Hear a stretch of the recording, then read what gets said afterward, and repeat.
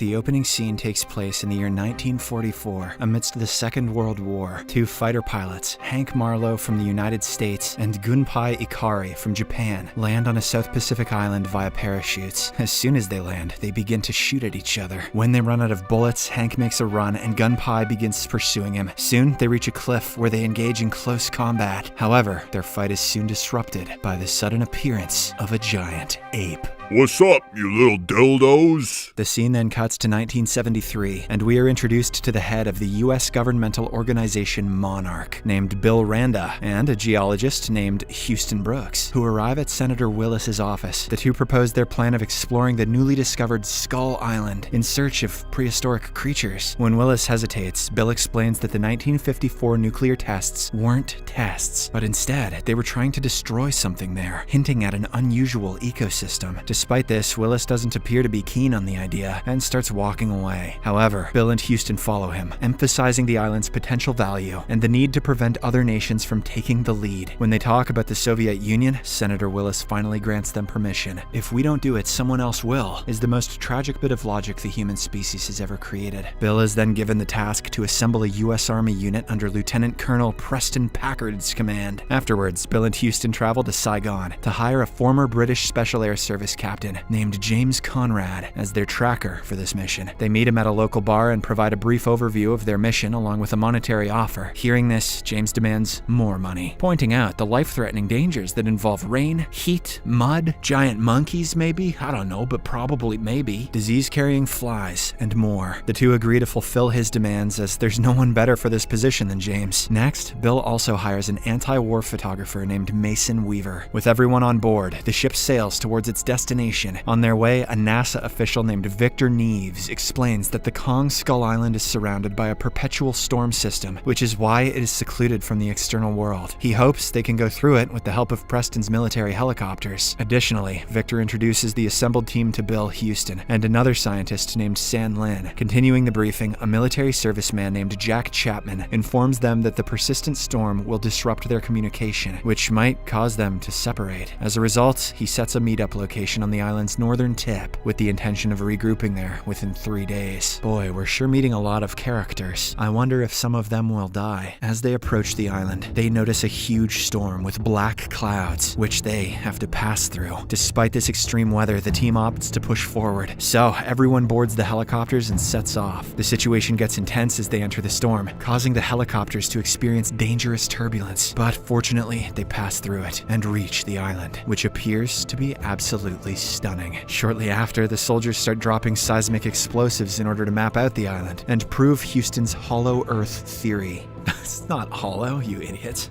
It's flat. Everything seems to be going well until the team gets attacked by the giant ape from the opening scene. He is none other than Kong, the mythical beast. The soldiers respond with gunfire, but the bullets appear ineffective against this mighty creature. In retaliation, Kong knocks down all the helicopters one after another, scattering the survivors across the island. Following this, two groups form among the survivors. One with James, Mason, Victor, Houston, San Lin, and a soldier named Slivko, and the other with Preston, Bill, and the soldiers, including Cole, Mills, and Woodward. In the aftermath, Preston tries to establish contact with his troops, but only Jack manages to provide him with his location before the signal dies. In the next scene, an enraged Preston confronts Bill at gunpoint, demanding an explanation for the actual motive of their expedition. In response, Bill reveals that several decades ago, he and his family were traveling in the sea when a mythical creature destroyed their boat. Only he managed to survive, but the government claimed that the accident was due to mechanical failure. Since then, Bill has made it his mission to prove the existence of these monsters, and that's why he has led the team here. Following this, Preston and his group set out towards Jack's location. As they walk through the forest, a bamboo tree pierces one of the soldiers' mouths. The next second, a colossal, spider-like creature shows itself and grabs one of the comrades. When it is about to eat him up, the soldier strategically cuts off his limbs and drops to the ground. After this, the others open fire on the creature and eventually take its head off. On the other hand, James leads his group towards the rendezvous point. Amid their journey, they attempt to contact the other survivors via radio signal, but it proves fruitless. While passing by a lake, the group encounters a massive buffalo-like creature, causing them to panic. However, James analyzes the situation and asks the team to stay calm. He knows that the creature doesn't want to harm them. How? I don't know. His intuition, though, turns out to be true. As the beast turns away and leaves, continuing their journey, the team comes across a place where they are cornered by the local Iwi natives, who bring out their weapons. Just before a fight ensues, Hank, who is still alive, shows up. He assures both parties that they aren't a threat to each other. After this, the natives invite the group to a secure settlement. Once there, Hank explains to the group that he's been here for the last 28 years and has learned a lot about the natives and the island. According to him, Kong is almost like a god to the island because he has been protecting them from predators, including a race of subterranean reptilian creatures called skull crawlers. They were the ones who killed his Japanese best friend, Gunpei. He goes on to say that Kong can easily handle the young skull crawlers, but the biggest one is dangerous as it even killed his family. He implies that if anything happens to Kong, the skull crawlers will dominate the island. After hearing all of this, James changes the subject. Let's talk about football, dude. You've been here for too long. And tells Hank that the rescue team will arrive in the northern part of the island within 3 days. Hank, however, believes that it's impossible for them to reach the north in such a short time. Following this, he leads the group to a boat made by him and Gunpei prior to the latter's passing. Since the boat needs some more refinement, they opt to complete its construction so that it can take them to the northern side in their desired time. The team members initiate work on the boat, except for Mason, who engages with the natives. Later on, Mason hears a sound coming from the other side of the wall. Upon checking, she finds a buffalo-like creature trapped beneath a crashed plane. She tries lifting it up to free the buffalo, but her strength isn't enough. At that moment, Kong suddenly shows up and tosses the plane aside, releasing the stuck creature. He then momentarily stares at Mason and then leaves, seemingly acknowledging her compassionate act, or at least her boobs. Elsewhere, Jack continues his attempt to communicate with the Colonel, but fails. He then sits on a big tree trunk to rest, but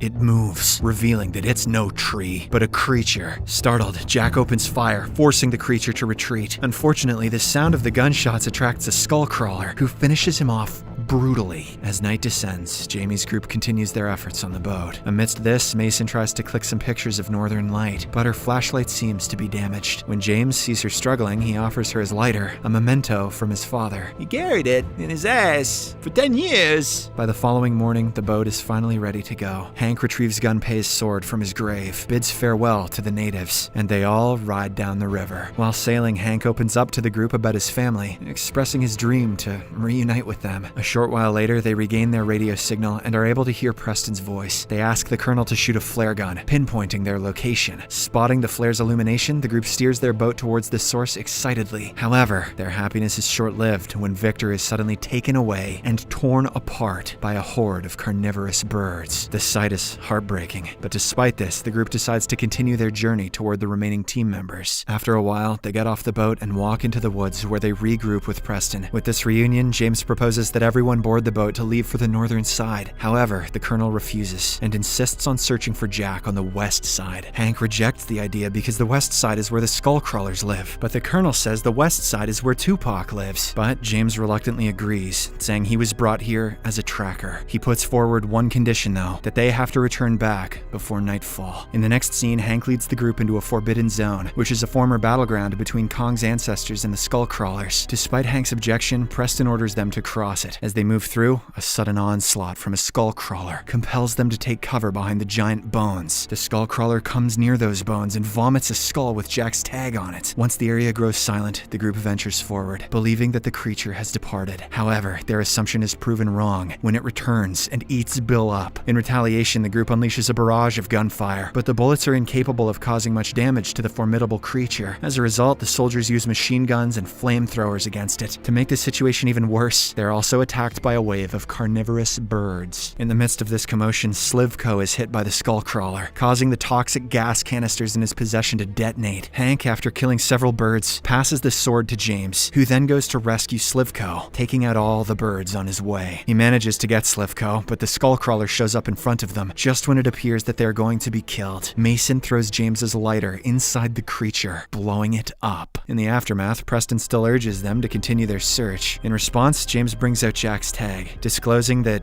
he's no more. However, the Colonel remains resolute, as he is determined to reach the crash site and retrieve ammunition stash so that they can kill Kong and avenge the soldier's death. Despite efforts from Hank, Houston, and Mason to convey the repercussions of killing Kong and the subsequent unleashing of the Skullcrawlers, Preston doesn't change his mind. With no options left, James discloses the crash site's location to Preston, allowing his group to proceed there while the others return to the boat. That night, Preston gathers explosives from the crash site and sets up a trap for Kong. Meanwhile, James and Mason make their way to a cliff in order to ascertain the direction of the river leading northward. During this, Kong shows up before them, but doesn't attack them. Mason steps forward to touch him gently, signifying their friendship. But Kong ain't no friend zone bitch. Just then, Kong detects the detonation set off by Preston's team, prompting him to advance in that direction. James and Mason also realize that their giant friend is in danger, so along with Hank, they decide to save him. As soon as Kong approaches Preston's team, the Colonel sets the entire pond on fire, attempting to burn him. The giant gorilla tries to fight back, taking out several soldiers, but it soon collapses to the ground. Preston then orders the remaining soldiers to prepare the explosives to blow Kong up. However, before they can do so, James, Mason, and Hank arrive at the scene and hold them at gunpoint, telling them to back off. They try to convince the soldiers that they need Kong to keep the Skullcrawlers out. After a tense standoff, the other soldiers turn against their colonel, but Preston remains adamant. Just then, the largest Skullcrawler bursts out of the ground, forcing the group to run. Preston stays behind to trigger the explosives, but before he can do so, Kong awakens and crushes him. The injured beast then starts fighting against the enormous Skullcrawler, but it struggles to keep up. Meanwhile, the group flees toward the shoreline. James instructs Mason to reach a cliff and launch a flare so that Houston and the team can locate them. Until then, the rest of them keep running, only to be ambushed by the Skullcrawler. At one point, Cole decides to sacrifice himself for the sake of his team's life, so he unpins the grenades and stands in front of the creature. However, his sacrifice goes in vain, as the creature throws him away with its tail. As the Skullcrawler is about to attack the group, Kong reappears, sparking a fierce battle between the two huge creatures. Kong does everything he can to overpower the Skullcrawler, but the latter eventually throws him away, causing him to get stuck on some chains. The Skullcrawler then proceeds to kill Kong, but in the nick of time, Houston and the group arrive with their boat and open fire on it. Mason also fires a flare towards the creature, distracting it long enough for Kong to break free. Kong retaliates by hurling the Skullcrawler into a cliff, accidentally causing Mason to plummet into the water. Reacting swiftly, Kong saves her, but the Skullcrawler grabs his arm with its long tongue. This proves to be the perfect opportunity for our beast, as with his immense power, he rips out the creature's guts, finally killing it. Kong then places Mason down next to James before leaving. In the aftermath of these events, the survivors reach the rendezvous point and leave the island as Kong stoically watches. The movie ends on an emotional note, as Hank finally reunites with his family after several decades.